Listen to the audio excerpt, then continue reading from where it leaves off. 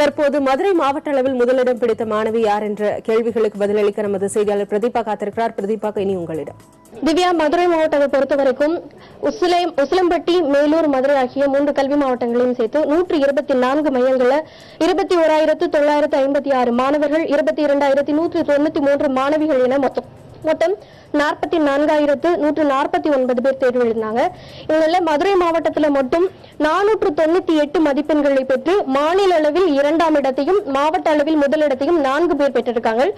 Velammal matriculation பள்ளியைச் சேர்ந்த Sri Shanmathi, TVS higher secondary பள்ளியைச் சார்ந்த சரண், சென்ட் ஜோசப் பள்ளியைச் சார்ந்த கற்பக ஜோதி, கேத்தி மெட்ரிகுலேஷன் பள்ளியைச் சேர்ந்த தர்ஷினி ஆகிய 4 பேரும் 498 மதிப்பெண்களை பெற்று மாநில அளவில் 2ஆம் இடத்தையும் மாவட்ட அளவில் முதலிடத்தையும் பெற்றிருக்காங்க. இதே போல 497 மதிப்பெண்களை பெற்று 10 பேர் மாநில அளவில் 3ஆம் இடத்தையும் மாவட்ட அளவில் 2ஆம் இடத்தையும் பெற்றிருக்காங்க. இதே போல 496 மதிப்பெண்களை பெற்று 20 பேர் மாவட்ட அளவில் 3ஆம் இடத்தை பெற்றிருக்காங்க. தற்போது மாநில அளவில் 2ஆம் இடத்தையும் மாவட்ட அளவில் முதலிடத்தையும் பெற்ற கேத்தி மெட்ரிகுலேஷன் பள்ளியைச் சேர்ந்த மாணவி தர்ஷினி நம்ம கூட இருக்காங்க. அவங்க கிட்ட பேசலாம். தர்ஷினி, வணக்கம். மாவட்ட அளவில் முதலிடத்தோட மாநில அளவில் 2ஆம் இடத்தையும் பெற்றிருக்கீங்க. உங்களுடைய சந்தோஷத்தை எங்க கூட பகிர்ந்துக்கோங்க.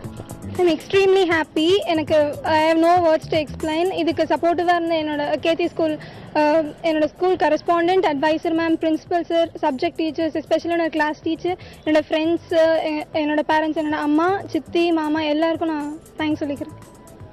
இப்போ நீங்க அடுத்ததா எந்த பிரிவை தேர்வு செய்றீங்க? உங்களுடைய எதிர்கால திட்டம் என்ன? நம்ம பயோமேக்ஸ் குரூப் எடுத்துட்டு இன்ஜினியரிங், ஜெனட்டிக்கல் இன்ஜினியரிங் படிக்கலாம்.